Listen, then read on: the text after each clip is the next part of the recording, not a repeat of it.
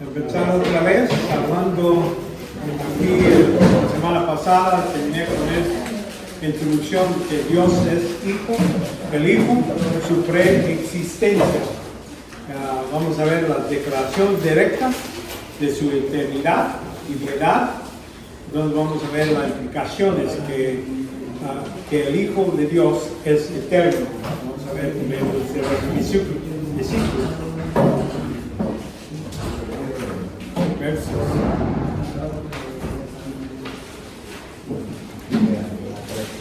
Así como para que entiendan que la Trinidad, la palabra Trinidad no se halla en la Biblia. Es algo que no está. Pero lo que necesita uno para llegar a esa conclusión es ver todos los datos, toda la información. Y la única, vamos a decir, cuando la siguiente que entendemos, si decimos que Dios es Padre, es Dios, que Dios es Hijo, es Dios, que Dios Espíritu es Dios, y que hay un Dios. ¿Qué podemos hacer? Entonces Dios, uno, en tres personas.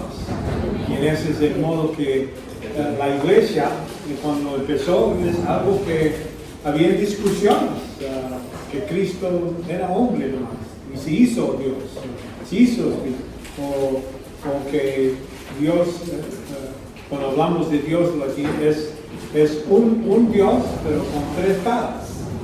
En este caso está hablando como Padre, en este caso está hablando Espíritu, a veces está hablando, y ese es otro modo de concluir, pero cuando uno ve todos los datos, toda la escritura, uno llega a entender, no, es tres personas individuales, pero una persona, un Dios. Entonces vamos a empezar con Jesucristo. Aquí vemos que la escritura declara, otra vez hablamos de la Trinidad y del Padre, ahora vamos a hablar de Jesús. En el principio era el Verbo, y el Verbo era Dios, lo que dice aquí en Juan 1:1. Y como hemos visto, que decía, en el principio existía, no tenés eso pasado, antes del principio. Y eso está hablando, el verbo estaba con Dios y el verbo era Dios. Los físicos van a poner aquí, era un Dios. Porque no, ellos no más creen que hay Jesús no es Dios, es un ángel en el mano de Satanás, como los mormones tienen esa idea. Pero aquí si uno ve el versículo 2, y él estaba en el principio con Dios, y seguimos con todas las cosas fueron hechas por medio de él. ¿De quién? Del Verbo. Y sin él nada de lo que ha sido hecho fue hecho. Entonces está incluyéndose él mismo. No estaba hecho, no era que Dios, el Padre, creó a Cristo en ese momento. Dice, ya existía y él hizo todas las cosas. No hay nada que estaba creado que no es. Entonces, todo lo que es Dios no es creado, y todo lo que es creado no es Dios. Así vemos esa distinción. Sus salidas desde el principio, vemos aquí sus salidas desde el principio, desde los días de eternidad, es lo que dice en Miqueas 5:2. Pero tú, Belén Efrata, dice, aunque eres pequeña entre las familias de Judá, de ti sabrá el que ser gobernante en Israel, hablando del rey y gobernante. Y sus orígenes son desde tiempos antiguos, desde los días de la eternidad. Entonces, con esas palabras están diciendo que no había un tiempo cuando Cristo no existía. Su nombre también nos indica que Él es Dios, porque aquí cuando Él viene aquí en la tierra, dice, y dile que estate alerta y ten calma, no te vas ni desmaye tu corazón ante estos días, carros y tesanos y tizones un antes. A causa de la ira, necesidad, Resén y Aram, los que iban a venir a destruir Jerusalén. Había dicho que era 7:14. 7:14, por eso no. Sí. Casi la otra vez me lo Sí. trataron de corregir, pero no lo ha hecho todavía. Ese secretario. Ya no le voy a dar de comer. Muy va a tratar. Sí, bueno, esto ya lo cubrimos otra vez. Y Él es forma de Dios. Aquí en Filipenses ya vimos eso, siendo forma de Dios. Ahora vamos a las declaraciones directas de la integridad del Hijo de Dios.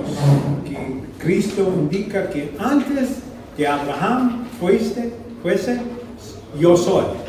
Y eso, este clamo que hace Cristo, cuando Él declara esto, los judíos sabían exactamente lo que Él estaba diciendo. Para nosotros, yo soy que no sabía hablar el español, griego, el hebreo, lo que sea, y se equivocó. Yo soy, debía ser yo era, yo existía. Pero no, Él está usando ese título preciso para que sepan de qué está hablando. Aquí en Juan 1:3,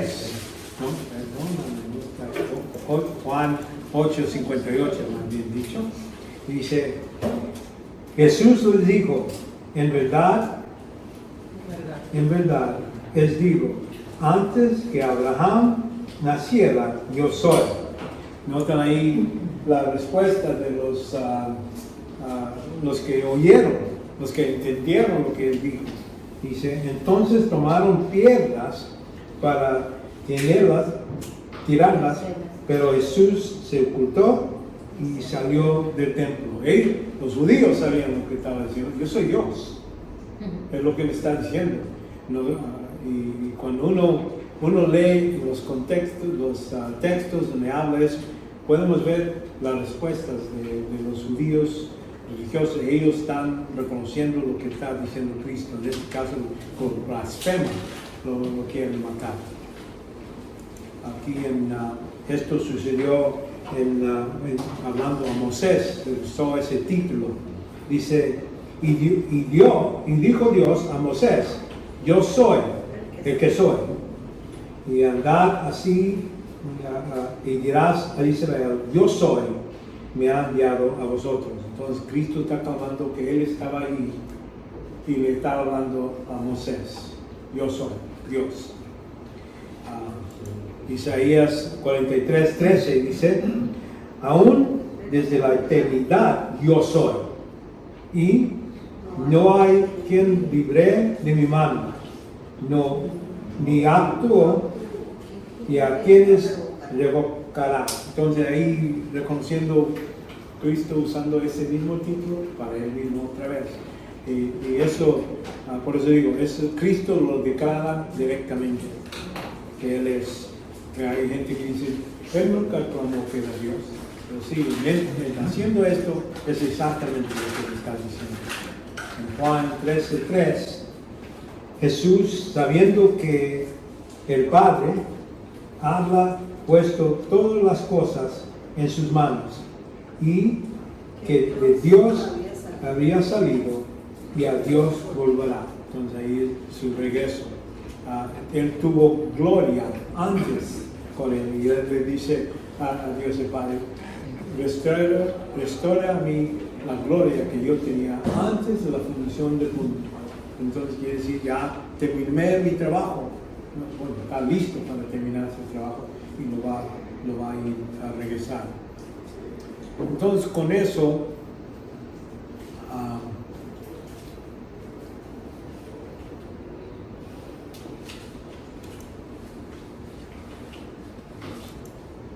vemos la implicación que el Hijo de Dios es eterno. Las obras de la creación son adjudicadas a Cristo. Eso ya vimos en Juan 1:3. Todo está hecho por Él y nada fue hecho sino parte de Él. Vemos que en Colosenses 1:6.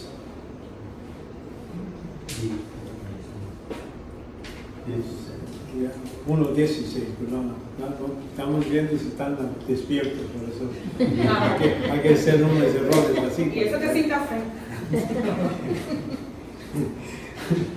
Porque en Él fueron creadas todas las cosas, tanto en los cielos como en la tierra, visibles, invisibles, y ya sean tronos, dominios, o poderes, autoridades, todo ha sido creado por medio de Él y para Él. ¿Okay? Y Él es antes de todas las cosas, y en Él todas las cosas permanecen. Jesucristo, cuando era bebé, estaba ahí deteniendo el mundo, todo el universo juntos, siendo Dios hombre, como Dios, todavía seguía haciendo esto como hombre, pues ahí estaba dependiendo de su madre, cuidarla, que lo cuide y todo eso. Hebreos es otro lugar donde vemos una conversación entre el Padre y el Hijo. Y tú, Señor, en el principio pusiste los cimientos de la tierra, y los cielos son obra de tus manos.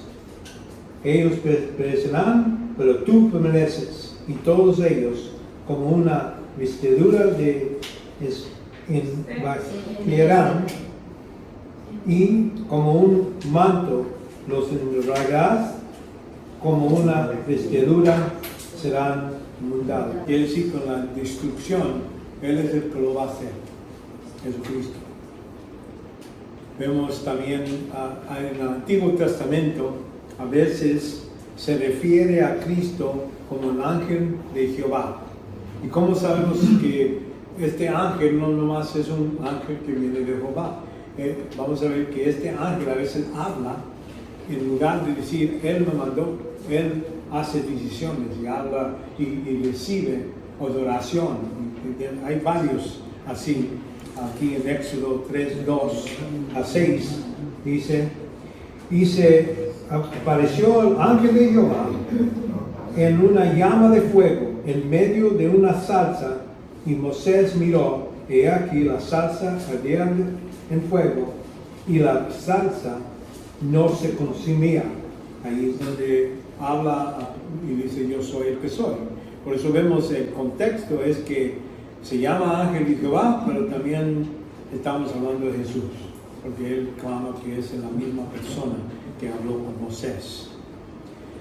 Los títulos educados al Señor Jesucristo indican que la eternidad en su ser. Aquí en Isaías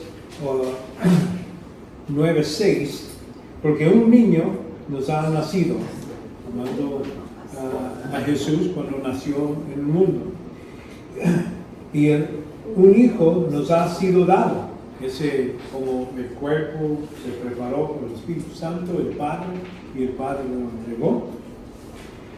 Y la soberanía reposará sobre sus hombros, y se llamará nombre admirable, consejero y Dios poderoso, Padre eterno y príncipe de paz. Entonces quiere decir, no hay distinción en la Trinidad, en Dios. Jesucristo puede clamar todos estos títulos porque Él es 100% Dios, y por eso lo tiene.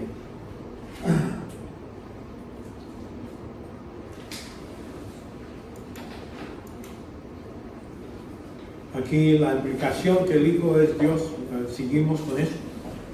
Vemos que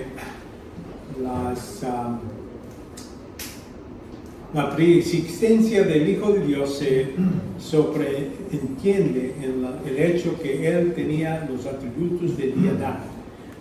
Así como vimos en el versículo 1:4, que en Él estaba vida, y la vida era la luz del hombre. En Él, no dice se le dio vida, Él mismo es vida.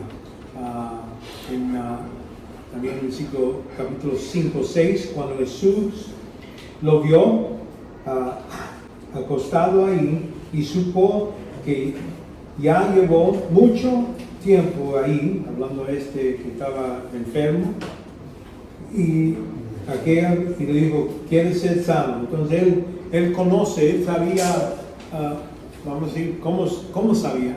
Podíamos decir por medio de su omnisciencia, aunque en este caso podía ser que el Espíritu Santo lo comunicó y el Padre lo dejó saber.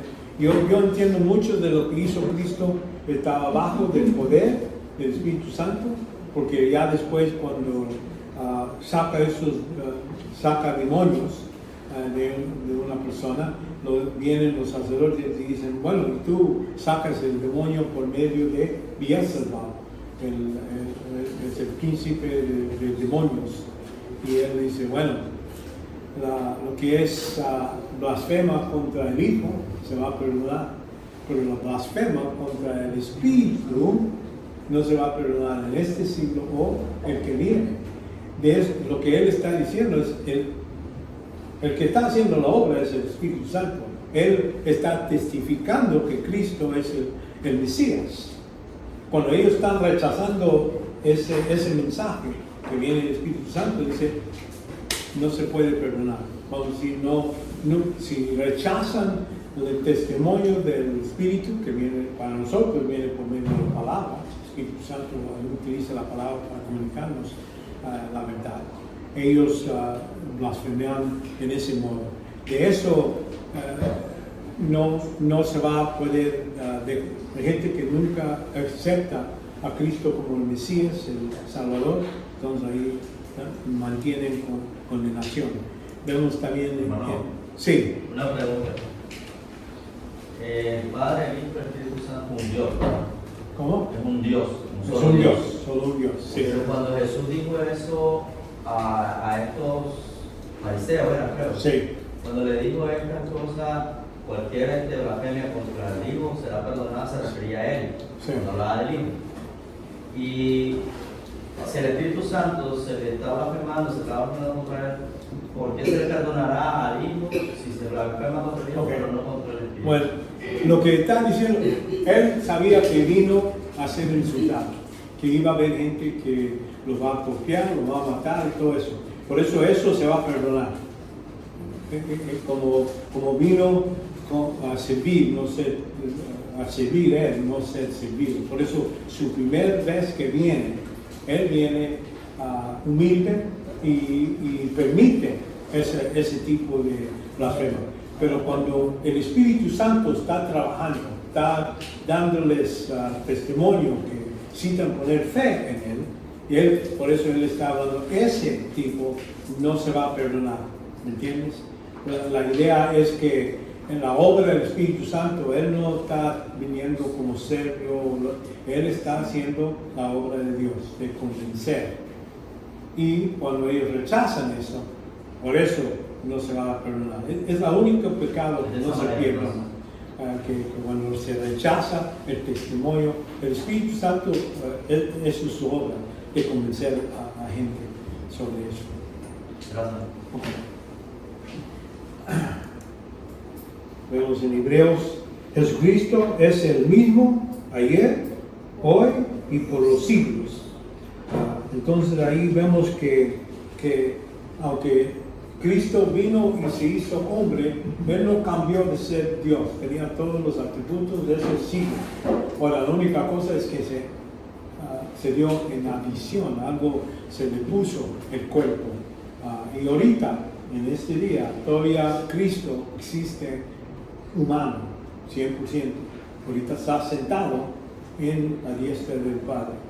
Ahorita existe ¿y para qué está haciendo? Ahí en Juan capítulo 2 habla que es nuestro intercesor, nuestro abogado, que está ahí para decir, sí, Padre, yo morí por esos pecados, perdónanos. Esa es su obra. De igual manera, la preexistencia de Cristo se sobreentiende en el hecho que Él es adorado como Dios. Y esto lo vemos a veces ahí, aquí en Juan, capítulo 28. Respondió Tomás cuando le dijo, bueno, pon la mano, el dedo en los agujeros de donde tenía los clavos y todo eso. Señor mío y Dios mío. Jesús. Ahí no está muchos de nosotros, Dios mío, es algo que normalmente nosotros decimos y es algo regular. Pero acuérdense, este judío, él no va a decir a ninguna persona, Dios mío, era utilizar el nombre de Dios ligeramente. Y por eso aquí está reconociendo a Cristo como Dios. Y vemos también en Hechos, capítulo 7, dice, y mientras aprendaban a Esteban, él invocaba al Señor y decía, Señor Jesús, recibe mi espíritu. Y cayendo de rodillas, clamó a alta voz, Señor, no les tomes en cuenta este pecado. Habiendo dicho hecho, durmió. Me gusta cuando utilizan esa palabra, durmió. No quiere decir que murió, porque para el cristiano la muerte es dormir. No. Y en este caso vemos que Esteban lo está llamando Señor, Dios. Aquí en Hebreos 1:6. Y de nuevo, cuando trae el primogénito al mundo, cuando Dios el Padre, dice, y señalé todos los ángeles de Dios, y los ángeles decían, el que hace a sus ángeles espíritus. Aquí sigue. Pero el Hijo, habla a los ángeles, son ya fuego y todo eso tienen, pero aquí dice, pero el Hijo dice, tu trono, oh Dios, ¿quién está hablando? ¿Quién está hablando? El Padre está hablando al Hijo. No. Sí. Tu trono, oh Dios, es poderoso los siglos de los siglos. Cetro de equidad. Y el centro, porque aquí dice, pero del Hijo dice. ¿Quién dice eso? El Padre. El Padre dice esto. Y está dirigiéndose a Dios, a su Hijo. Por eso digo, aquí,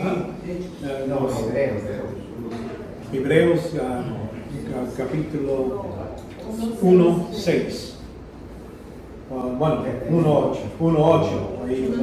Yo empecé más temprano para seguir, pero es 1:8 donde es más claro lo que estamos diciendo. Entonces,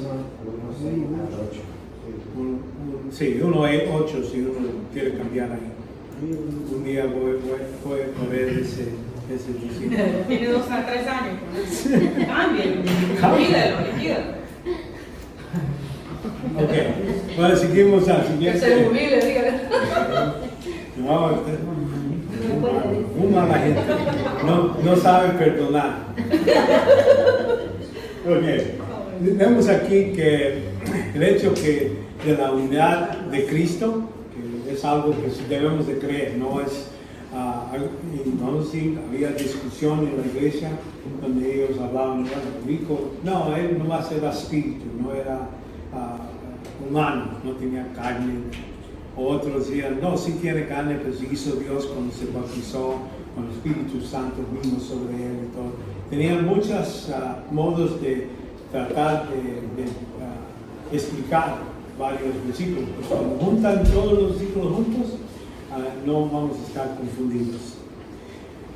Y entonces vamos a las razones bíblicas de la encarnación. ¿Por qué vino Cristo? ¿Para qué propósito? Que no podía hacerlo en otro modo. Vamos a ver. Vemos la encarnación, está declarado aquí en Juan 1:1, donde dice, en el principio existía el verbo y el verbo estaba con Dios, hablamos de él, pero entonces versículo 14, capítulo 1, 14,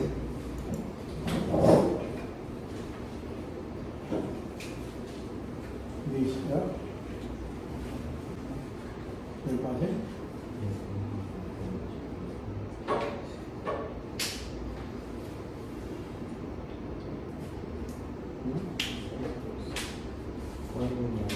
Ok, aquí está, versículo 14.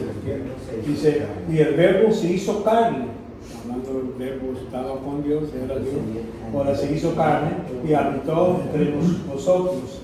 Vimos su gloria, la gloria como unigénito del Padre, lleno de gracia y de verdad. Entonces ahí vemos esta declaración que verdaderamente se hizo humano.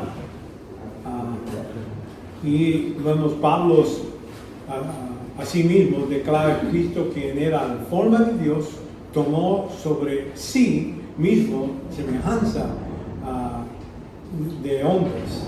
Aquí en Filipenses 2:6 dice, el cual, aunque existía en forma de Dios, es decir, en toda su gloria y todo eso, no consideró ser igual a Dios como algo de aferrarse, algo de tener. Dijo, no voy a dejar de serme glorioso, no voy a dejar mi trono, ¿cómo que voy a ser? Lo dejó y tomando forma de serlo. Entonces, quiere decir, vino a servir y agarró todas las características de un servo. Y dice, sino que se despojó. Ahora, con esa palabra despojó, no quiere decir que ya dejó de ser Dios. Digo, lo que se debe entender es que dejó de utilizar su voluntad independiente del plan del Padre. Entonces quiere decir, cuando el Padre permitía ciertas cosas, él lo decía, pero la idea es que él vino y dijo, no voy a utilizar todos mis poderes, toda su omnisciencia, su omnipotencia, aunque lo tenía, y lo estaba utilizando para mantener lo que es el mundo.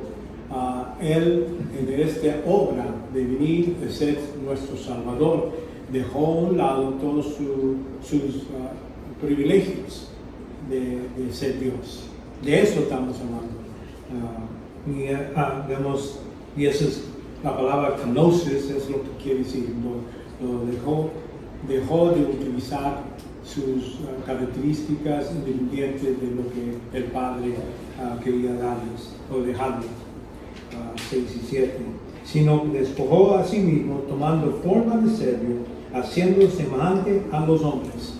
Ahora, en apariencia tenía cuerpo, tenía carne, hueso, tenía sangre, 100% hombre.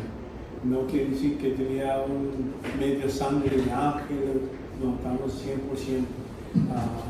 Por eso él se llama tan en linaje físicamente con Adán hasta pasando por David, pero en lugar de ir con Salmón fue con Natán, y de él viene la madre de la unidad de Cristo.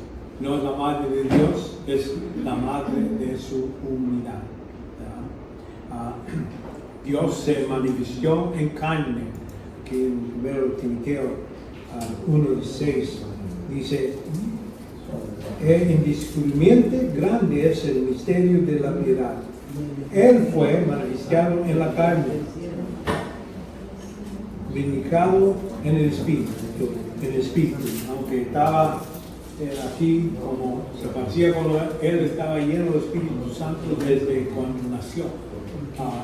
Toda su vida, nunca fue fuera de la voluntad de su Padre, por eso él tenía comunión con su Padre siempre, hasta el punto cuando va a la cruz.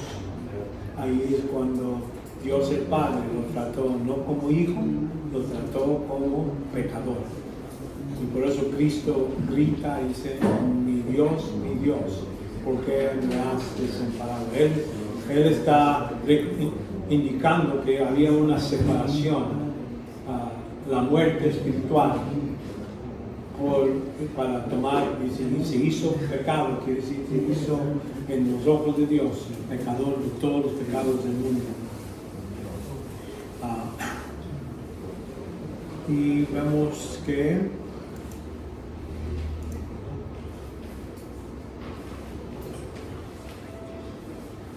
en que fue total revelación de la gloria de Dios, fue exacta la imagen de su persona. Aquí en Hebreos 1:3 nos dice, Él es, hablando de Jesucristo, Él es resplandor de su gloria y la expresión exacta de su naturaleza. ¿De qué está hablando? Él es igual con Dios. No había nada diferente, no es similar. Dice, se hizo similar al hombre.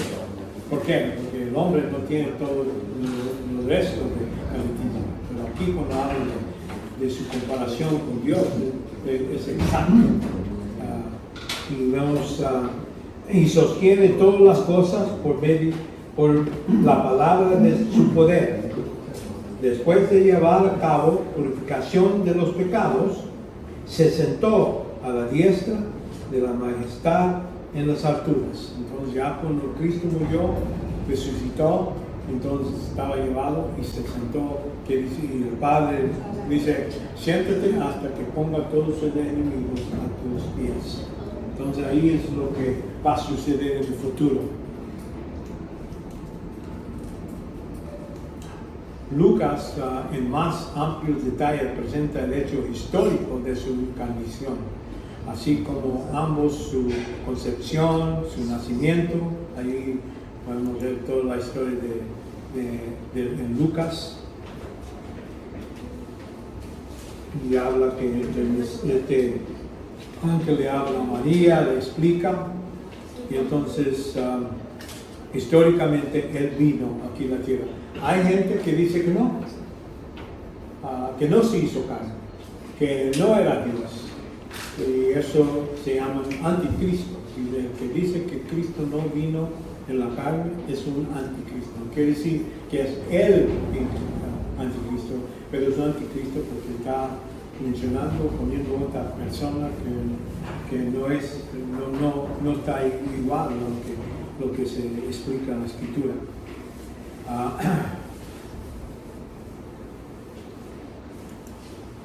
¿Y por qué necesitaba nacer de una virgen? ¿Alguien tiene una razón? Porque yo pienso que era necesario que vino como de una virgen, pero ¿por qué? ¿Por qué era necesario que naciera de una virgen? Por la contaminación del pecado. La contaminación del pecado, ¿de dónde viene? Por el hombre. Por el hombre. Y el promesa en el capítulo 3 de Génesis nos dice, voy a poner enemistad entre tu semilla y la semilla de ella. Y él va a aplastar tu cabeza, pero tú vas a cañonear. Entonces ahí, vamos a decir, el evangelio está dado en un versículo, hablando de Cristo. Y cuando dice la semilla de la mujer, esa palabra semilla normalmente habla del hombre, no de la mujer. Pero ahí la excepción que se puede ver. Y aquí Cristo está cumpliendo con esa promesa que se dio después de la caída. El proto-evangelio, que le dicen, el evangelio en poco cualidad. Y son las preguntas que uno debe de hacer cuando está estudiando la Escritura. No nomás leerlo y decir, bueno, sí, está bien. Es decir, ¿por qué? ¿Cómo relaciono esto con algo más? Sí. Por eso es que el libro de Lucas da el linaje, es el libro que da más exacto el linaje de Jesucristo. Sí. Que es por Natán. Sí. No es por José. Sí. Por José tiene derecho al reino. Sí. Porque esa era la cultura, esa era la costumbre, y por el papá es que se redacta Sí. el reino. Pero el linaje viene por Natán hasta María. ¿Y por qué no José? Él tenía linaje con, Sí, y también él tenía linaje con David, Sí. por medio de Salomón. Sí. Pero ¿por qué él no podía ser padre de Jesucristo? Ahora, una cosa es que Dios maldició la línea de Salomón, la que vino después, Conaya. Que Conaya hizo cosas tan malas. Dios dice, no va a tener ningún hijo sentado en el trono para siempre. Entonces uno dice, pues ya hizo un error Dios, como que no ha prometido por David, y el reino viene por Salomón y ese Jeconiah, pero lo que yo pienso que cuando oyó eso Satanás, qué bueno, ya maldició, ya terminó la cosa. Pero le dice Dios a los otros ángeles, no, fíjate lo que voy a hacer. Y entonces lo que hace es que la línea de Natán, vemos que sigue y el padre de María adapta a José para ser, por eso se llama el padre por ley, vamos a decir. Y eso es algo que Dios ya tenía planeado antemano, porque hizo lo mismo como cuando salieron de Egipcio y había una familia que nomás, el hombre nomás tenía hijas. Y esas hijas dice, bueno, nosotros, ¿qué va a pasar? Nosotros casamos con otros y vamos a tener el problema que es la herencia de nuestro padre se va a perder. Y entonces hizo una excepción, dice, bueno, para esta familia, este padre que nomás tenía hijas, se pueden casar con, y se va a adaptar lo que es el hijo, pero toda la herencia va a quedarse dentro de la familia de este hombre, no se va a pasar a otra familia. Entonces, por eso vemos que Dios sabía lo que va a hacer y creo que en este caso demuestra dos cosas: la condenación por medio de Adán, tiene por el hombre, y también la condenación sobre Jeconiah, donde me dijo, bueno, no va a tener, eso se cumple exactamente, letra por letra, pero Dios ya tenía el plan de Natán y ya tiene por carne la sangre y todo de David y la sangre y carne de Adán para poder venir y morir para el hombre. Complicaciones, pero como quiera Dios cumple su promesa literalmente. Okay.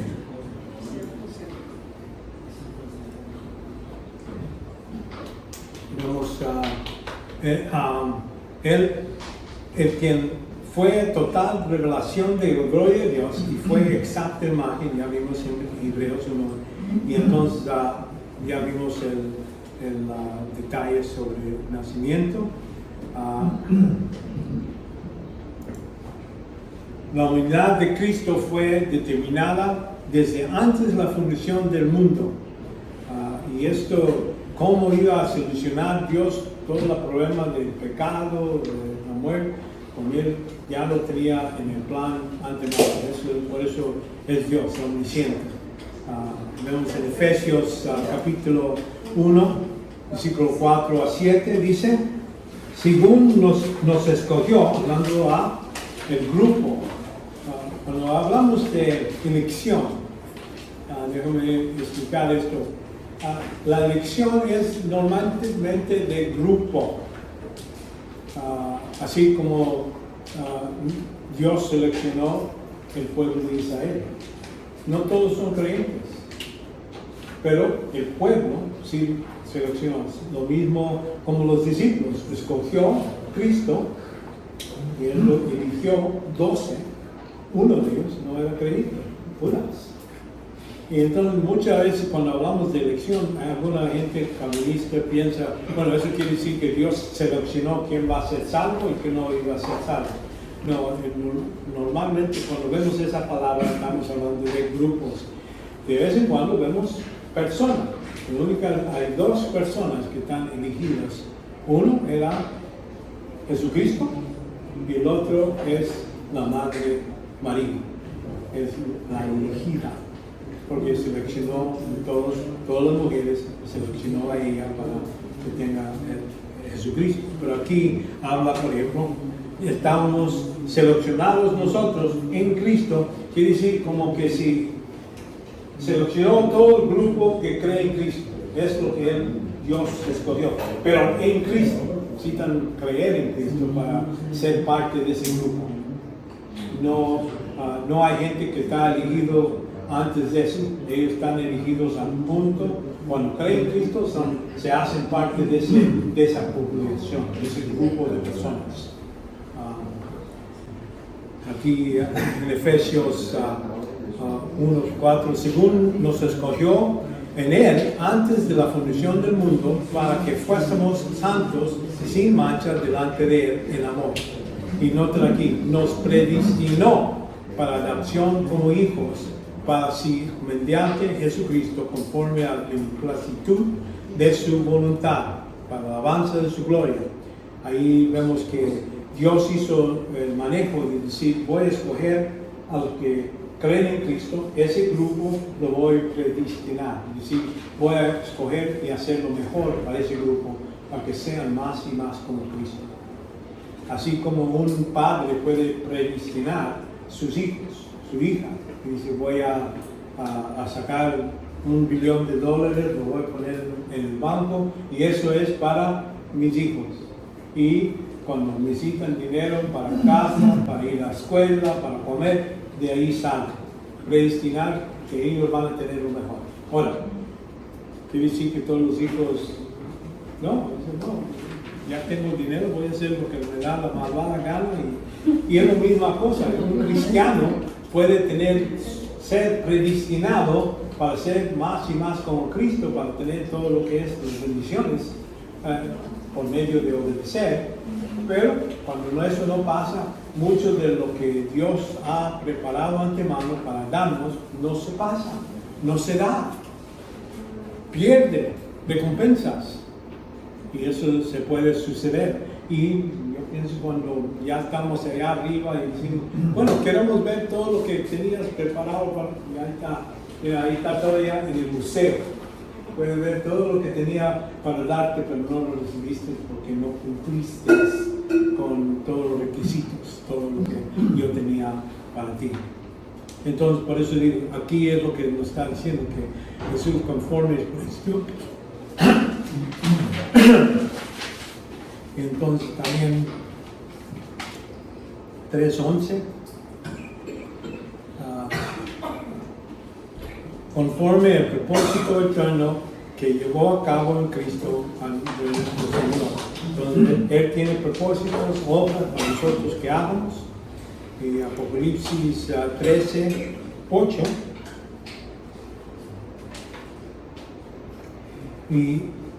Y la adoración de todos los que moran en la tierra, hablando de lo que ellos hacen. Y la adoraron todos los que moran en la tierra, cuyos nombres no han sido escritos de la fundación del mundo en el libro de vida del Cordero que fue inmutado. Hablando que hay grupos durante la tribulación que ellos buscan y ponen el sello, los 666, y adoran a Satanás. Ellos dicen, no van a estar en ese libro. Cuando llega el gran trono blanco, van a sacar ese libro y dicen, no, aquí no está. Vamos a ver lo que has hecho. Y ellos hacen todas las buenas obras y todo eso. Entonces, si el nombre no está ahí, están lanzados al lago de fuego. Así es el juicio. No es pecado. No creo que van a mencionar los pecados. Se van a mencionar lo mejor que estas personas, su rectitud, como dice la Escritura. Toda la rectitud, lo mejor que el hombre hace es garras inmundias. Nos sirve en los ojos de Él.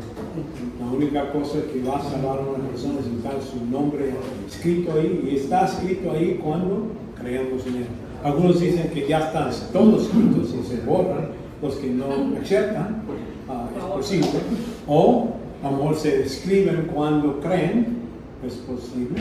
Porque aquí dice el libro puede existir ahorita, pero si su nombre no está puesto ahí, no va a ser salvo.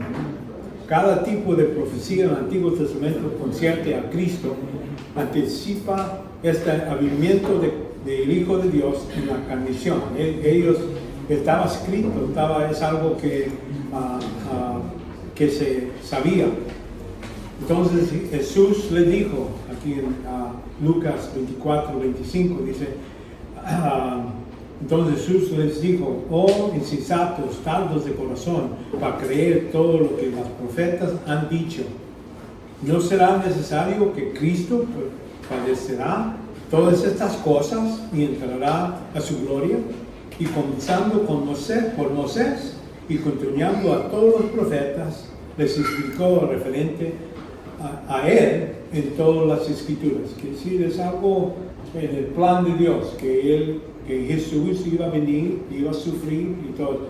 Ahora, vamos a reconocer, durante este tiempo, muchos, los apóstoles y muchos de los judíos, pensaban que había una resurrección y en ese tiempo iba a haber los que van a ir al cielo y los que iban a ir al infierno. No voy a haber pedazos de resurrecciones como estamos, porque sabemos que Jesucristo es el primer fruto. Nosotros, la iglesia, va a ser la segunda resurrección. Al fin de la tribulación va a haber la resurrección de los Antiguos Testamentos y los santos que mueren durante la tribulación. Pero aquí vemos que, comenzando con Moisés, que sí, agarró toda la Biblia y explicó, aquí está. Ahora, para ellos también, ellos sabían que el Mesías iba a venir. Ellos pensaban, bueno, a lo mejor aquí está hablando de un Mesías que iba a venir a sufrir. Bueno, ese muere, está bien, no hay problema. Pero va a venir otro Mesías que iba a venir y entonces va a venir como rey, conquistador, va a estabilizar el reino milenial. Eso es lo que... Pero ellos pensaban en dos diferentes personas. Por eso, cuando Cristo les explicaba a sus discípulos, yo voy a Jerusalén, me van a matar, voy a estar en la tierra 3 días y 3 noches y al tercer día voy a salir. Entonces, ellos no lo creían, no creían eso.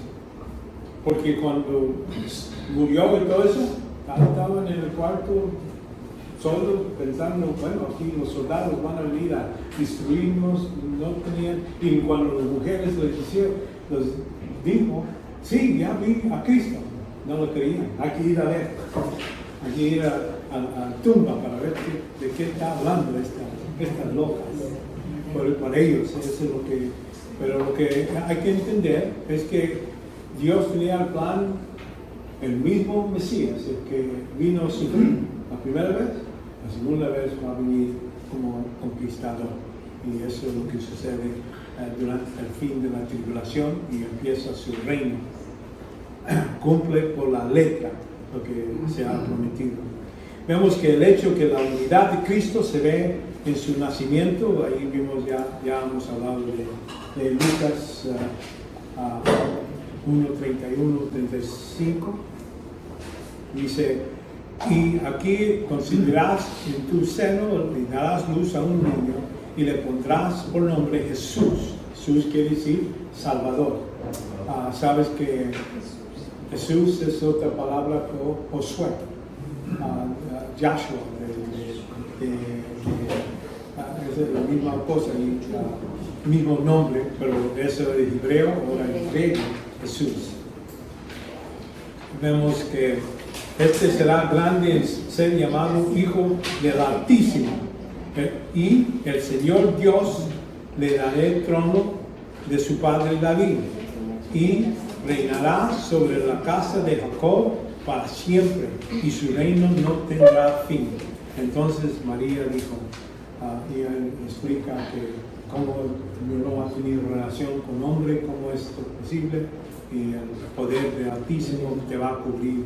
Quiere decir, eres el que se encarga de preparar el cuerpo de Cristo para que Él venga a la tierra.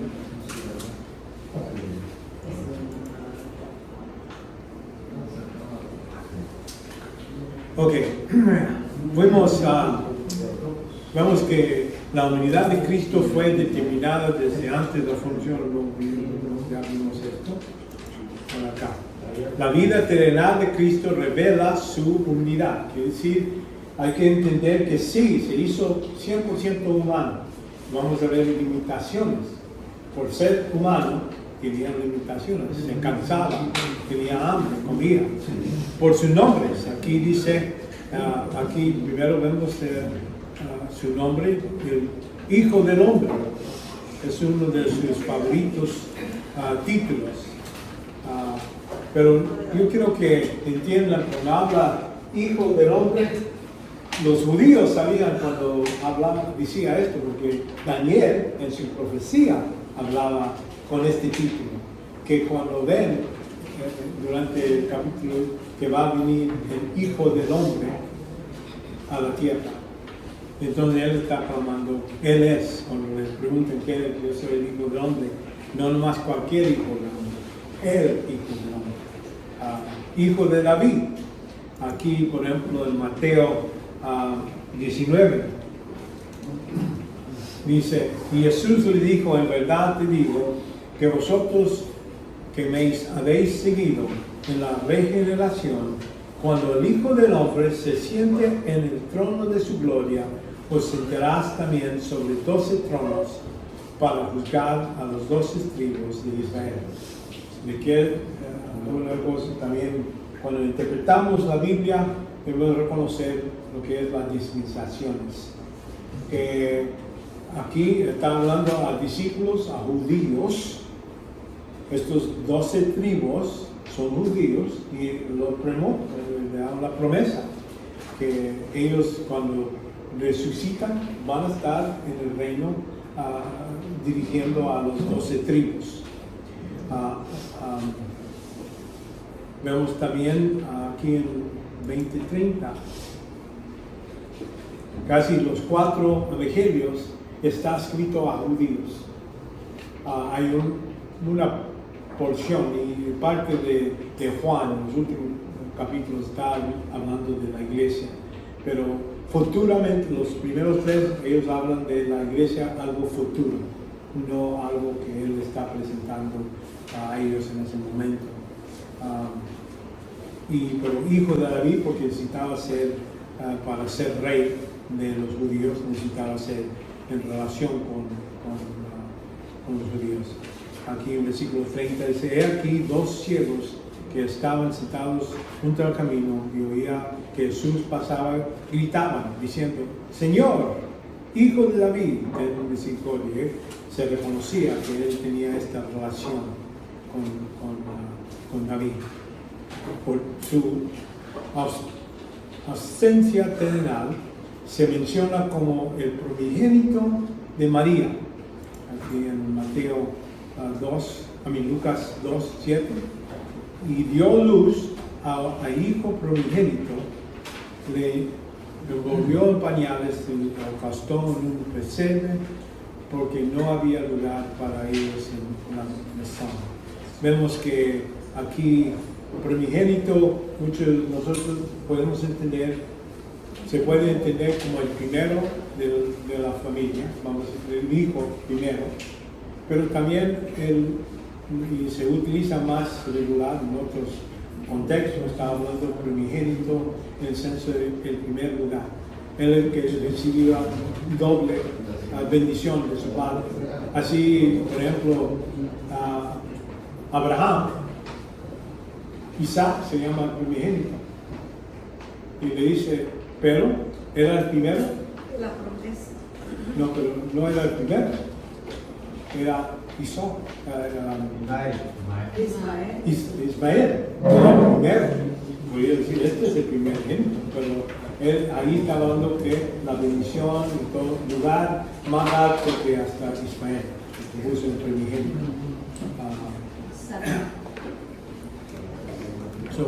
Todas veces que ves primogénito no necesariamente quiere decir el primero. Estamos hablando de su estado de tener el primer lugar. Vemos también Hechos 2. Hermanos, de patriarca David pues, pudo decir confiadamente que murió y fue sepultado, y su sepulcro está entre nosotros hasta el día de hoy. Pero siendo profeta y sabiendo que Dios, que hablaba de implementar a uno que es sus descendientes en su trono, y miró así al futuro, habló de la resurrección de Cristo. Entonces él, aunque David sabía que iba a tener hijos, pero él no estaba hablando de Salomón, él estaba hablando de alguien futuro de él. También es descendencia de Abraham, necesitaba ser judío. Aquí en Hebreos 2:16, porque ciertamente no ayuda a los ángeles, sino que ayuda a la descendencia de Abraham. Por tanto, tenía que ser hecho semejante a sus hermanos en todo, a fin de que llegará a ser misericordioso, fiel sumo sacerdote en las cosas de Dios, para hacer propiciación por los pecados. Entonces ahí era parte de esa necesidad de ser, para poder ser nuestro Salvador, necesitaba ser 100% hombre. Y porque la promesa estaba dada a Abraham, necesitaba cumplir por medio de esa línea completamente. Nació de una mujer, como vimos y por cuando vino la plenitud de tiempo, cuando Dios salía del mero tiempo, Dios envió a su Hijo y nació de mujer, nacido bajo la ley. Entonces no nacido por hombre, nacido por una mujer, manteniendo esa consistencia. Uno puede ver durante toda la escritura esa consistencia está ahí. También es y vemos que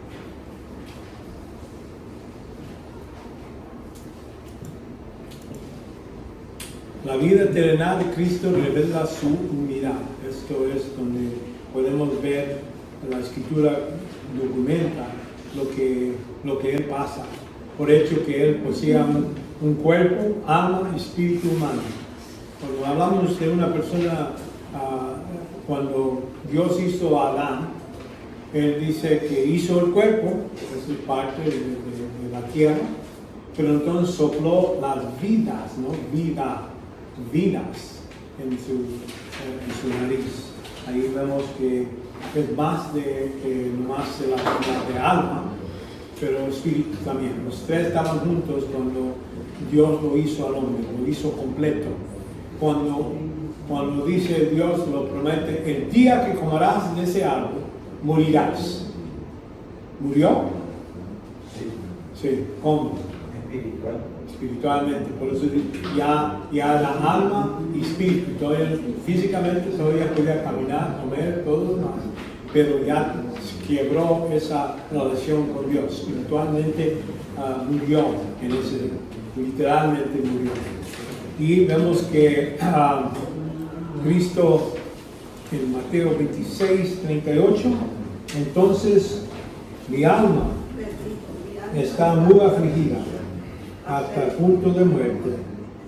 Quedaos aquí y velad conmigo. Él está pidiendo ayuda en la oración. Notan ahí que Cristo normalmente no oraba públicamente, no se oía sus oraciones. Es algo que normalmente se apartaba y hablaba directamente a su Padre. Había una ocasión donde estaban frente de Lázaro, cuando iba resucitando, dice, y entonces empieza a habla a su padre y dice, yo te hablo, yo sé que tú no has oído, todo eso no oyes, pero ahora para que ellos sepan y empieza a decir que para darle gloria al Padre y todo eso. En ese caso habla públicamente, pero regularmente no era algo privado. Y por eso los apóstoles después, los discípulos venían a él y dicen, enséñanos a orar. ¿Por qué? Porque ellos no oían su oración. Y bueno, y dio un modelo, y lo que llamamos nuestro Padre. Ese el Padre nuestro, para eso es para un modelo. No es decir, hay que repetir las mismas palabras cada vez. Hay que hablar nuestras oraciones al Padre, dándole gracias por todo lo que ha recibido, vivir lo que necesitamos y vivir por otros y todo eso, y ese modelo. Vemos también en Juan 13:21, habiendo dicho esto, se acostó angustió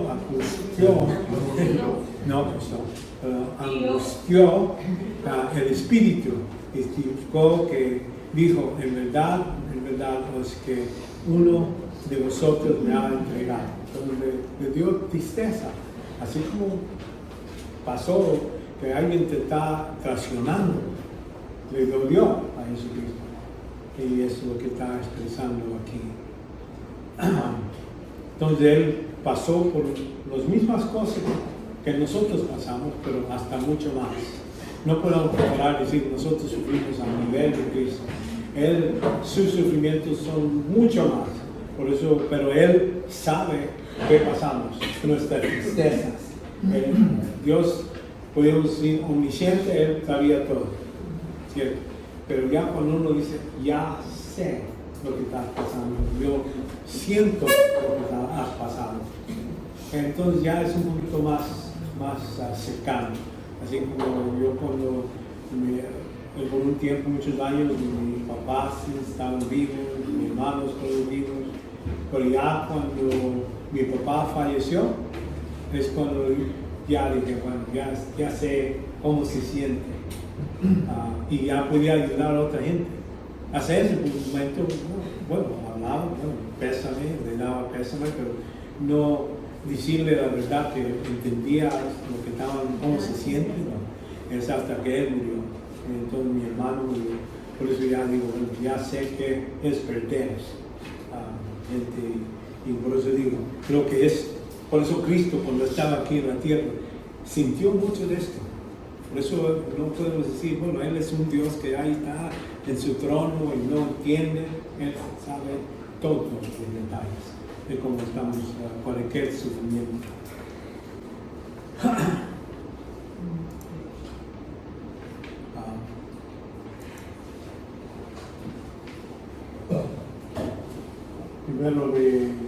Primero Juan 4:2.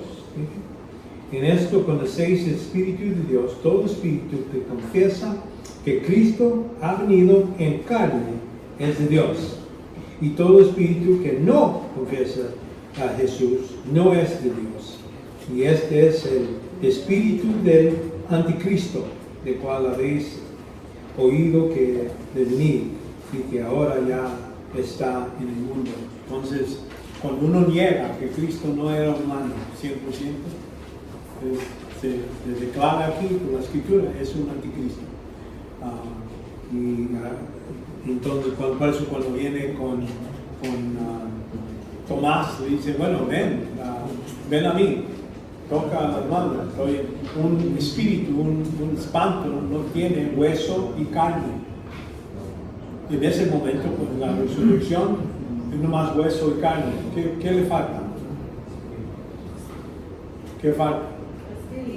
No, físicamente, algo físico. Sangre, no tiene sangre. Por ahí parece que la resurrección deja la sangre a un lado, pero el cuerpo y el hueso va a estar ahí. Vemos que también tenía limitaciones humanas, que él, y aquí en Filipenses 2:6, aunque existía en forma de Dios, no consideró igual a Dios como algo que se aparece. Vimos eso ya tomando forma de ser, haciendo semejante al hombre en todo lo que es físico.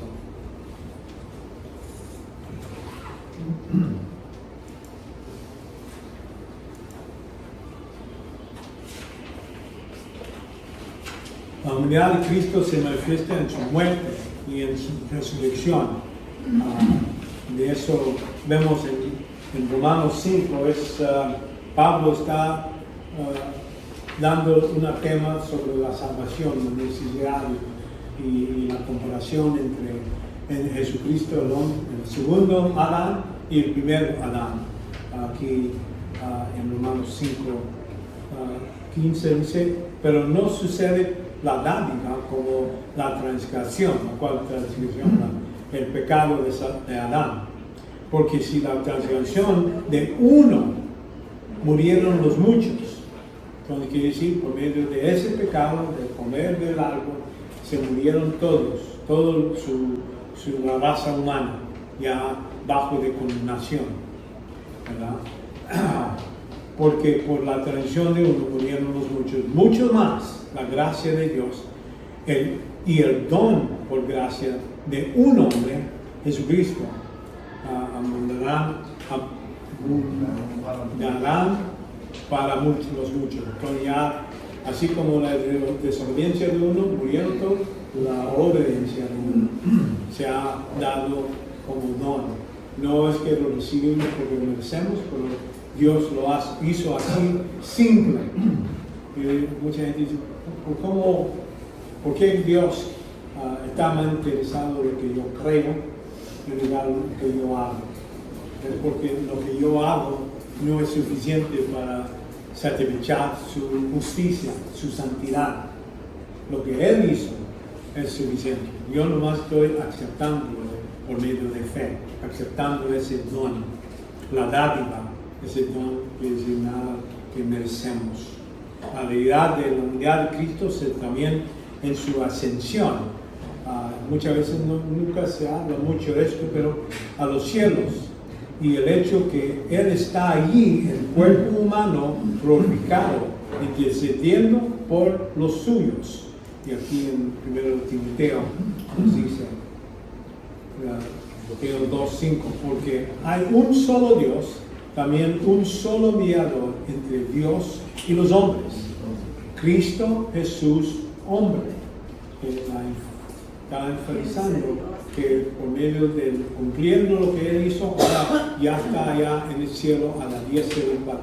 Antes se hizo menos de ángeles, en semejanza del hombre, pero ahora Dios lo puso más alto, lo puso en un lugar más altísimo, como hombre, en la diestra de su mano. Los ángeles están alrededor, pero Él está ahí a un lado, directamente con el Padre.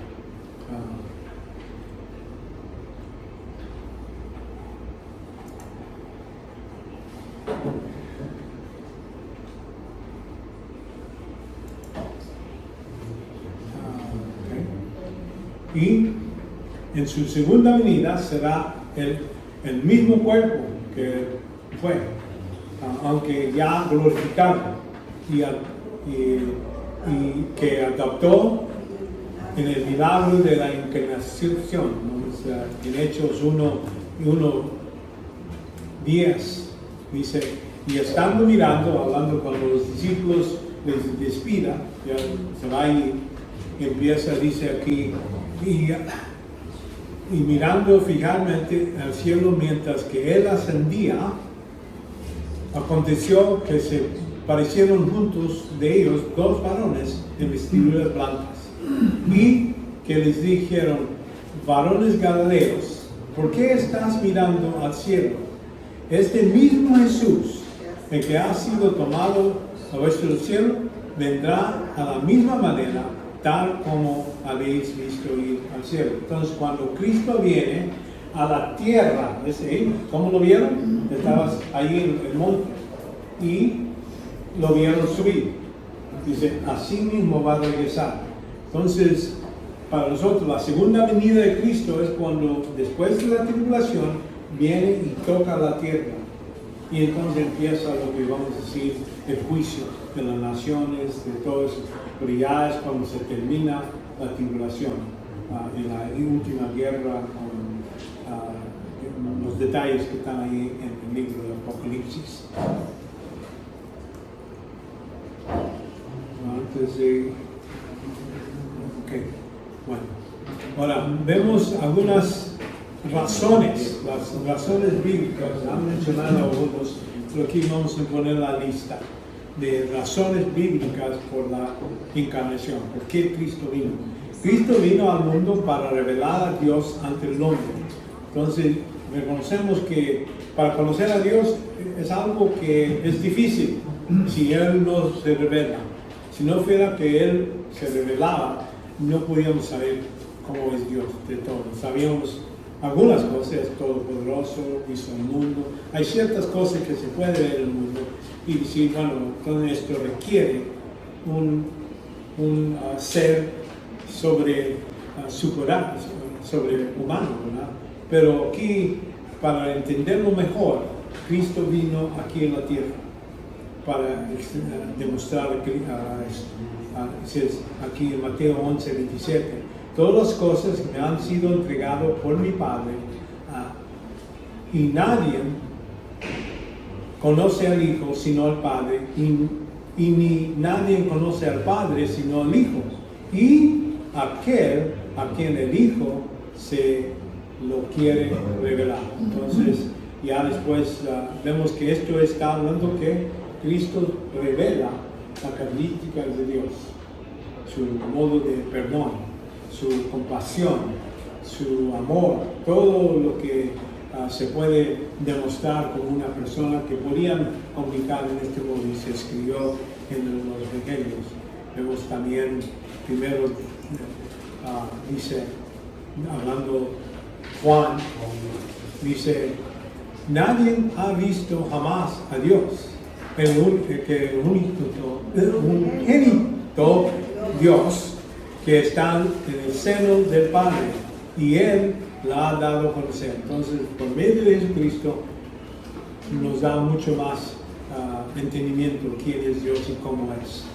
Jesús les dijo tanto tiempo, porque le dice, Tomás, enséñanos el Padre, en Juan 14:8, pero 14:9 dice, y Jesús le dijo, tanto tiempo has estado con vosotros y todavía no me conocéis, Felipe. El que me ha visto a mí, ha visto al Padre. Como dices tú, muéstranos al Padre. Entonces, lo has visto como Él era persona que amaba, que ayudaba, que milagros, poder, todo debía de poder reconocer. Romanos 5:8, hablando, Pablo dice, pero Dios demuestra su amor para con nosotros, que ha sido aún pecadores, Cristo murió por nosotros. Entonces demuestra el amor de Dios, que Cristo, en lugar de juzgar, en lugar de estar en la cruz y decir, ese me está burlando, no quiero morir por él, ese se va al infierno ahorita. No, Él dice, Padre, perdónanos porque no saben lo que están haciendo. Él demostró cómo perdonar, ¿no? Dios demanda a nosotros algo que Él demostró que Él mismo puede hacer o hace. Y en ese modo, por eso Cristo es un modelo perfecto.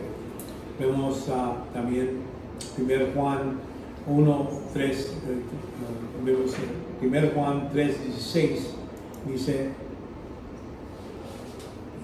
en esto conocemos el amor, en que Él puso su vida por nosotros, también nosotros debemos poner nuestras vidas por los hermanos. Entonces ahí, ¿me entienden? Él está diciendo, así como Él sirvió a nosotros, cada uno de nosotros, Él murió en la cruz. Y debemos hacer lo mismo por nuestros hermanos.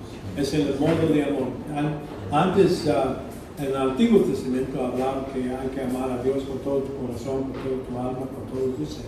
Y el segundo era amar a tu prójimo como tú quieres ser amado. Entonces, trátalo como tú quieres ser tratado.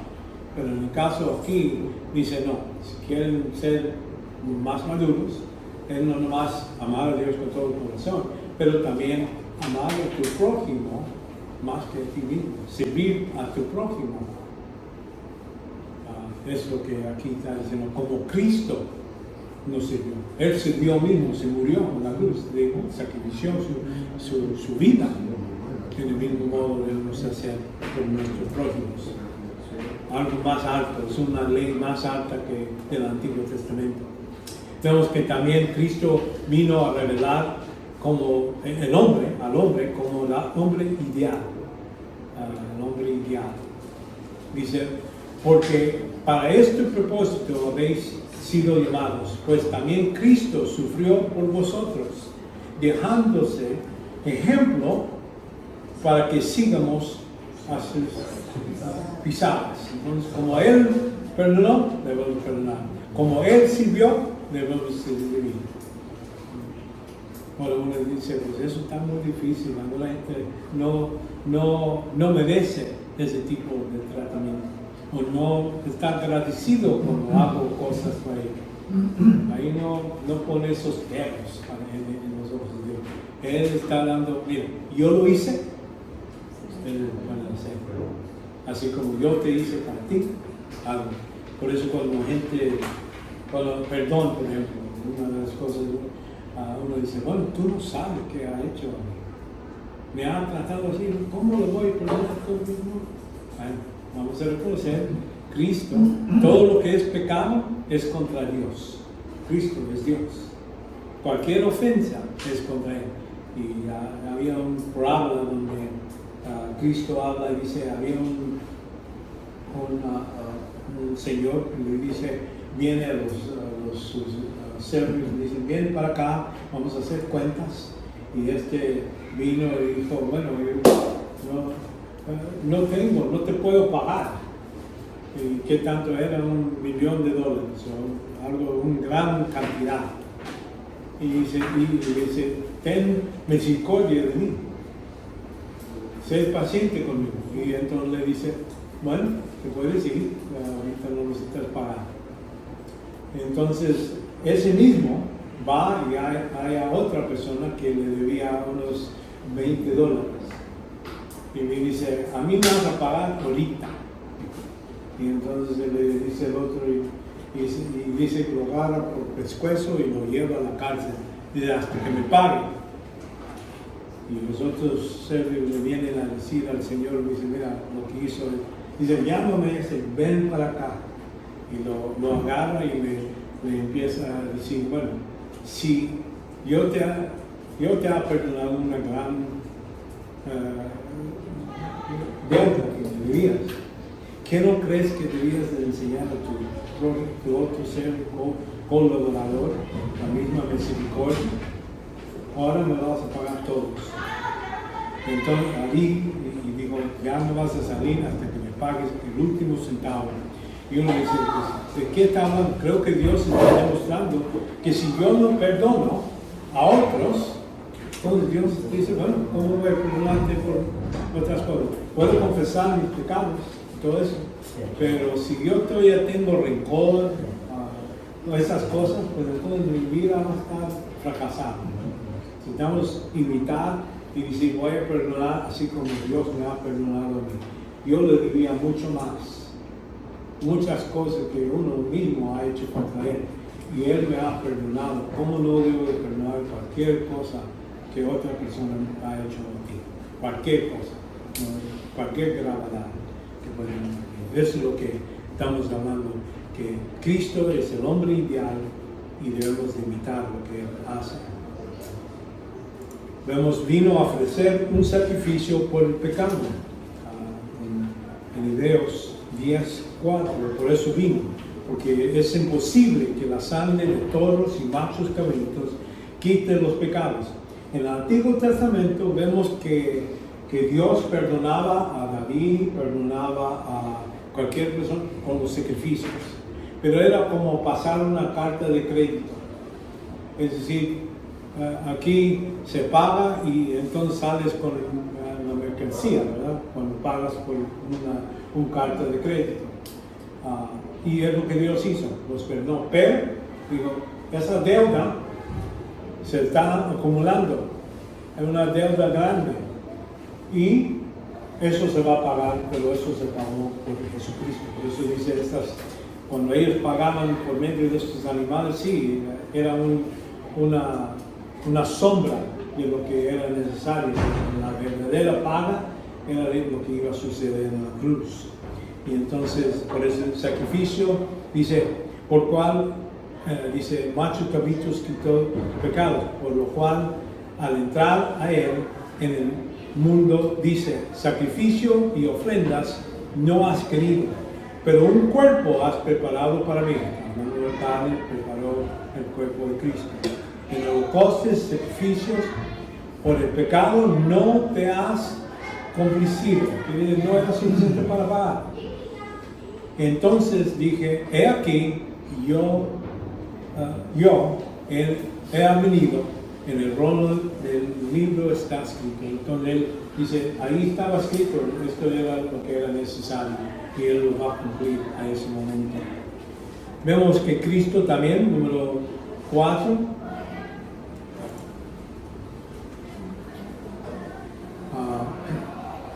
tomó carne a fin de destruir las obras del diablo. Esto lo menciona así.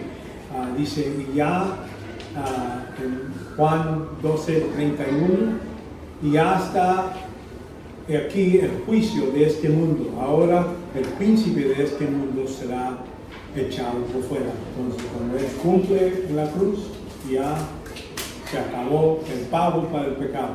Bueno, la razón que uno va al infierno no es por los pecados que ha hecho. Ya se pagó la cruz. No va a ir al infierno por los pecados que ha hecho. Es por rechazar el don de la obra de Cristo en la cruz. Por eso uno va al cielo. Cuando uno recibe, va. Pero si lo rechaza, entonces él dice, esto no voy a utilizar para pagar, voy a tratar de pagar por mi obras mismas o por otro modo, para que piensa. Y todas las otras religiones es lo que enseñan. Hay una lista de cosas que uno hace y ya recibes recompensas. Él paga por hacer todas estas buenas cosas. Nosotros no recibimos pago, recibimos el don por el creer en Cristo.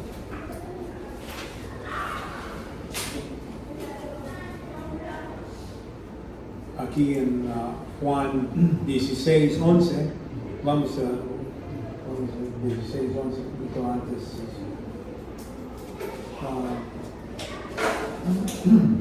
Hablando Jesucristo de cuando va a mandar el Espíritu Santo.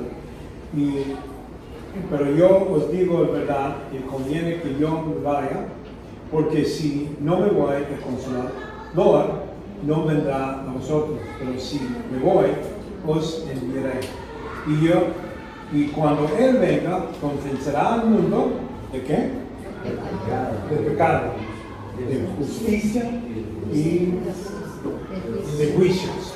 El pecado, ¿qué es el pecado? No dice pecados. El pecado es porque no creen en mí. Es el único pecado, es decir, la única razón que uno va al infierno por no creer en Él. Y esa es la obra del Espíritu Santo. Nosotros, aunque salimos a revisar, hablamos en Evangelio, hicimos cosas y todo eso, pero el Espíritu Santo es el que lo convence. A veces lo hace en ese momento, cuando le estás hablando, y a veces dura días, horas, años, y entonces reconoce. Pero esa es la obra del Espíritu Santo para convencer. Y también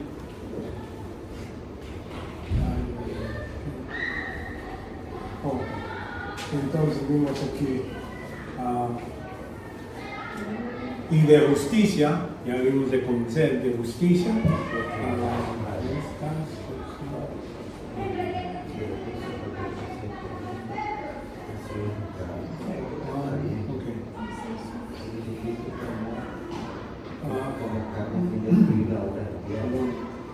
Y de juicio, porque el príncipe de este mundo ha sido juzgado.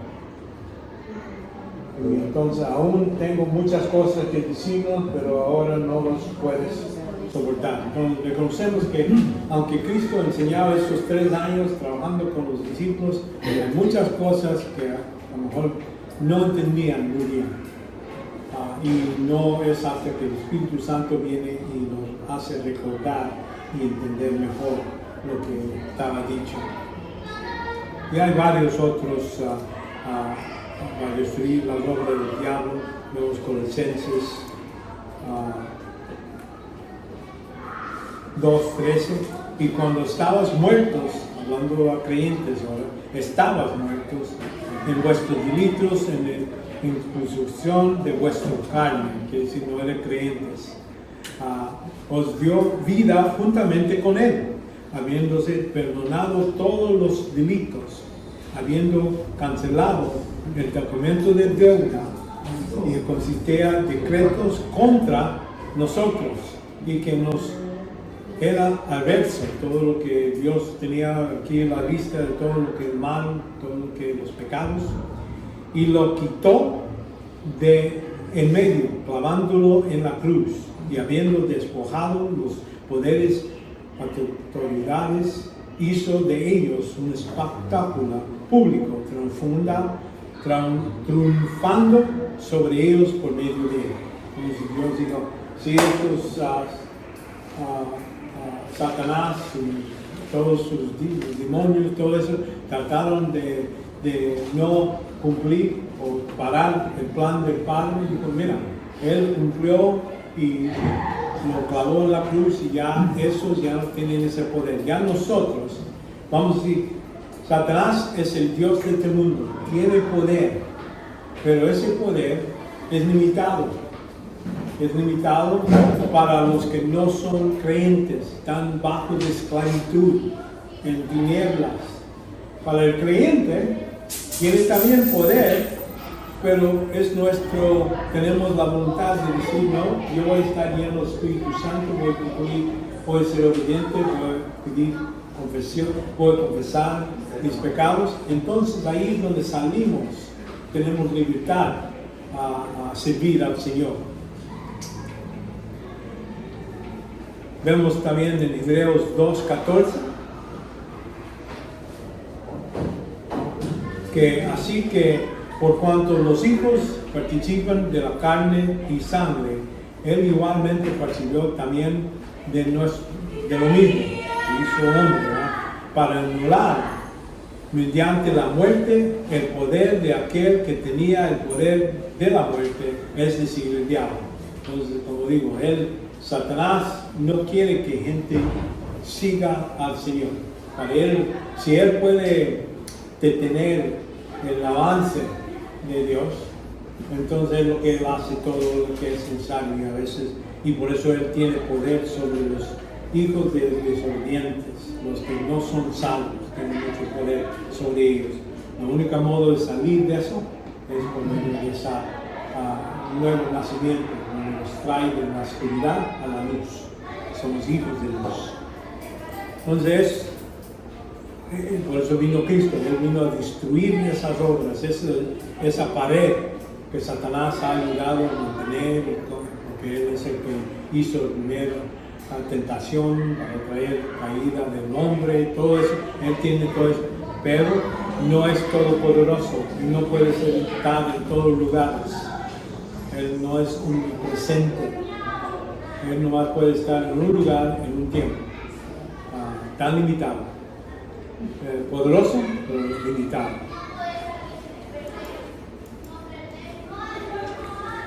Otra razón que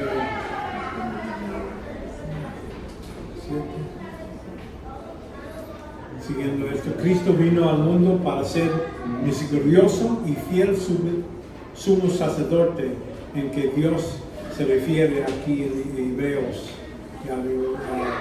porque ciertamente no ayuda a los ángeles, sino ayuda a los descendientes de Abraham, hablando de descendientes en la fe. Porque notan que Abraham era gentil, no era judío hasta que nació, cuando ya estaba viejo y se hizo el primer judío en ese tiempo, pero las promesas eran antes de eso. Por eso en este caso podemos llamar descendencia de Abraham, no físicamente, pero espiritualmente tenemos eso, sino que ayuda a los descendientes de Abraham. Por tanto, tenía que ser hecho semejante a sus hermanos en todo, necesita ser hombre, a fin de que llegan a ser un misericordioso, fiel sumo sacerdote en las cosas que Dios atenan para hacer propiciación por los pecados del pueblo. Entonces, era necesario. Dios no podía morir para el hombre. Necesitaba ser hombre para poder morir. Pero Dios no puede morir. Dios es Dios. Tiene vida eterna. pero como hombre se hizo hombre para poder morir en la cruz. Vemos también sumo sacerdote, quiere decir, hay sacerdotes. ¿Quiénes son los sacerdotes en la iglesia? ¿Pastor? Todos los creyentes. Todos los creyentes son los sacerdotes. Por eso Él es el sumo sacerdote de nosotros. Jesús, sumo sacerdote. Vemos ahora bien, el punto principal de lo que ha dicho es este.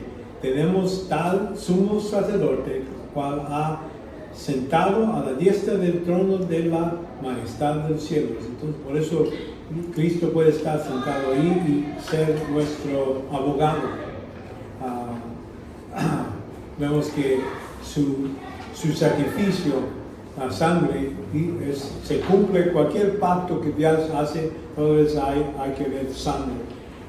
El primer pacto con Moisés debía haber muchos animales que murieron por sangre, se demostró, se firmó lo que es pero también el Nuevo Testamento, que es nuevo. Cuando uno dice testamento, a lo mejor pueden entenderlo como nuevo contrato. La palabra testamento quiere decir contrato, y es que Dios se compromete. Pero cuando Cristo apareció como sumo sacerdote de los bienes futuros a través de un mejor y más perfecto tabernáculo. Él no nomás fue al tabernáculo de Jerusalén, Él fue allá en el cielo. Perfecto tabernáculo, no hecho con manos, es decir, de esta creación, ni por medio de sangre de machos cabríos y becerros, sino por medio de su propia sangre. Entró al lugar santísimo una vez y para siempre, habiendo obtenido redención eterna. Entonces ahí es la obra de Cristo. Así Dios estaba satisfecho porque esa obra, esa muerte espiritual cumplió el mandato de su que por el pecado hay que haber muerto. Cristo lo pagó. Entonces eso, y entonces también se hizo hombre, carne, para poder cumplir con la promesa de Samuel, ¿verdad? Segundo Samuel dice, tu casa, tu reino, permanecerán para siempre delante de mí, tu trono será establecido para siempre. Estamos diciendo, David no podía vivir para siempre, los hijos que vinieron después no eran para siempre, pero Cristo, siendo el Dios hombre, resucitado ya, siendo hombre, puede ser para siempre. Ahí hay varios otros versículos ahí. Vemos también, por medio de su encarnación, Cristo llegó a ser cabeza sobre todas las cosas y de la iglesia, la cual es la nueva creación, o sea, la nueva raza humana. Aquí en Efesios 1:22, y todo sometió bajo sus pies, y a él le dio cabeza sobre todas las cosas a la iglesia. Entonces ahí cuando habla todas las cosas, es el más alto en lo que es Israel, Judá, en los judíos, y también es el más alto en la iglesia, los dos. En él, por eso todo está bajo de él. Y hay que reconocer que después en la Apocalipsis habla que va a haber tres grupos: uno gentil, uno judío y otro iglesia. Son los tres, eso va a ser permanente y para siempre. Pero esas distinciones van a pasar. Uno que cree en Cristo durante este tiempo de la iglesia, sea judío o gentil, se hace iglesia, ¿verdad? Es algo separado. Pero cuando hablamos de gentil, estamos hablando de Noé, estamos hablando de Adán, toda la gente que vino antes de Abraham y todos los que no eran conectados con Abraham. Judíos, todos los que están conectados con Abraham, alineado por medio de Isaac y todo eso, es los judíos.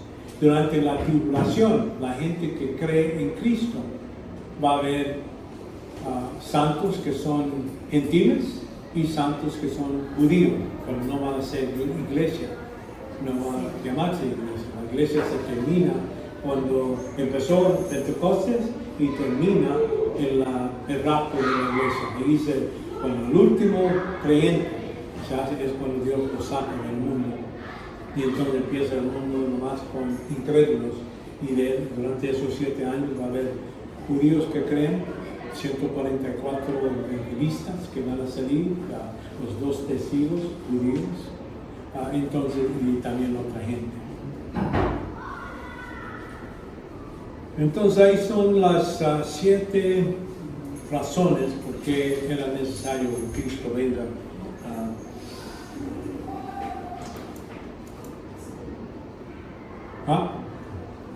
8 días, todavía más. Yo pensé que ya terminé. Ok. Para ser redentor era necesario tener una relación familiar. Es parte de, para ser redentor no era nomás cualquier otra persona, era durante la ley era necesario que si uno quería ayudar a su hermano, su relativo, era el más cercano. Vemos eso en el libro hablando de Boaz, donde él vino y a Ruth le dice, bueno, no puedo hacerlo ahora, hay otro más cercano de mí y él puede comprar y hacerlo. Pero si él no lo hace, yo lo voy a hacer. Y es lo que sucedió ahí en ese caso. ¿Cómo? Redentor. Si tener esa conexión. Y para nosotros es la familia humana. Y por eso él necesitaba ser humano. Y para mediador, pagar para el pecado. Muchas veces hablamos de justicia. Justicia para nosotros es, bueno, si un ladrón entra y roba, lo pone en la cárcel cuando lo agarra. Y ese tipo de justicia realmente no llega al nivel como vemos en la Escritura. Notan que cuando en ese tiempo, en el Antiguo Testamento, cuando uno robaba, dice, bueno, vamos a ver dónde está lo que robaste. Lo vas a necesitar pagar todo lo que robaste a esta persona que le robaste. Y también arriba de eso vas a pagar otra quinta más. Y ese es el, vamos a entender, para Dios, ese es el modo de justicia. Y no como nosotros queremos poner personas en cárcel, necesitamos pagar por su comida, su hospedaje y todo eso. Eso no es justicia. Justicia debe ver si alguien roba o alguien hace daño, esa persona necesita pagar. Y muchas veces gente decía, bueno, yo no lo voy a pagar. Entonces decían, bueno, lo llevaban y lo llevaban con piedras y lo mataban. Y dicen, si no alcanza a respetar lo que es la ley de Dios, entonces mejor te sacamos. Por eso mucha gente, sí, lo que sí, me dicen que pagar, voy a pagar. ¿Entiendes? Sí.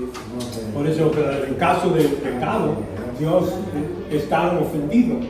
Y para que Dios sea pagado, dice, el paga del pecado es muerte.